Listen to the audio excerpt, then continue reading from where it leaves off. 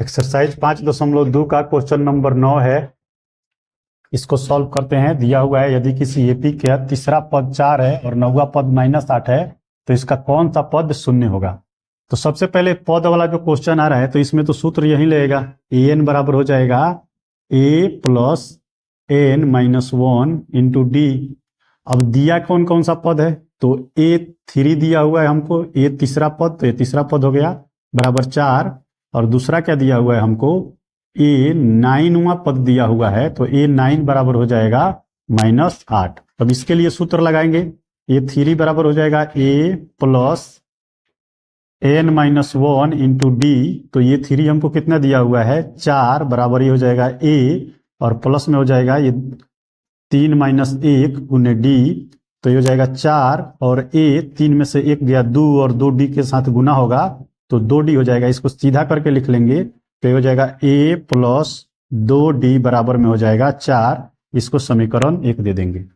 Same ऐसा ही 9 वाला लिखेंगे तो A9 बराबर क्या हो जाएगा तो ये हो जाएगा A plus n minus 1 into d हो जाएगा। A9 हमको कितना दिया हुआ है -8, तो -8 रख दीजिए, A को A रखिए प्लस 9 के जगह पे आपको इसका पद रखना है n के जगह पे, तो ये हो जाएगा 9 में से 1 घटेगा यहाँ पे तो 1 घटा दीजिए और d, तो -8 बराबर A प्लस 9 में से 1 गया 8 तो 8D हो जाएगा यहाँ पे।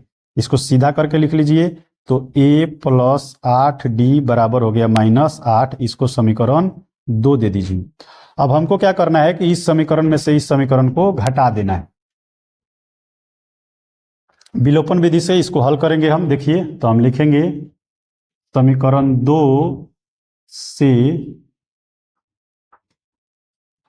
समीकरण 1 को घटाने पर समीकरण 2 हमारा क्या है तो A प्लस 8D बराबर हो गया -8। समीकरण 1 क्या है तो ये है A प्लस 4D बराबर हो गया 4। घटा रहे हैं तो ये भी माइनस, ये भी माइनस, ये भी माइनस, ये कैंसिल हो जाएगा और यहाँ से 8 में से 4D चला जाएगा, 2D है सॉरी, यहाँ पे 2D है तो 8 में से 2D जाएगा तो 6D बच जाएगा।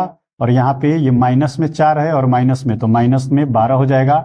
इधर भेजेंगे D को तो -12/6 हो जाएगा कट के और D का मान आ गया -2।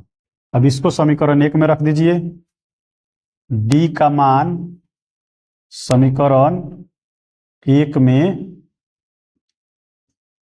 रखने पर समीकरण 1 आपका कहाँ है तो समीकरण 1 हमारा यहाँ है तो A प्लस 2D बराबर हो जाएगा 4।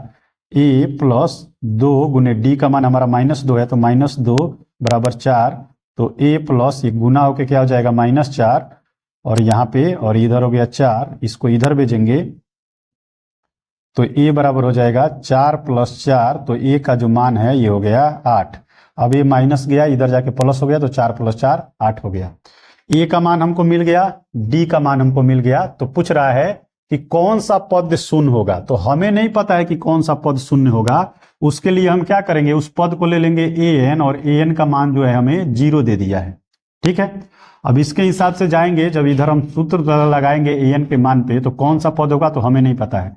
तो हम लिखेंगे an बराबर यहाँ पे A plus n minus 1 into d, यही सूत्र होता है an का। an का मान हमको बोल रहा है कि 0 होगा, हमको n का मान निकालना है, मीन्स कौन सा पद है। a हमने निकाल रखा है पहले ही, यहाँ पे 8 है तो 8 लिख देंगे, प्लस n हमको नहीं पता है वैसे ही रहने देंगे, माइनस में 1 है रहने देंगे, और d को हमने निकाल रखा है -2 तो यहाँ पे गुना में कर देंगे -2। 8 को इधर भेजेंगे तो ये हो जाएगा -8 और इधर हो गया n-1 और गुना में हो गया -2। -2 को फिर इधर भेजेंगे तो -8 हो जाएगा और बटा में -2 हो जाएगा बराबर n-1 हो जाएगा। माइनस से माइनस कैंसिल और इससे कट गया 4 बार में, मीन्स 4 आ गया, इधर आ गया n-1। -1 को इधर भेजेंगे तो 4 और +1 हो जाएगा n, मीन्स 5 जो है n का मान आ गया, मीन्स 5वां पद जो होगा वो 5वां पद जो होगा वो 0 होगा, 0 होगा। ये हमारा आंसर होगा।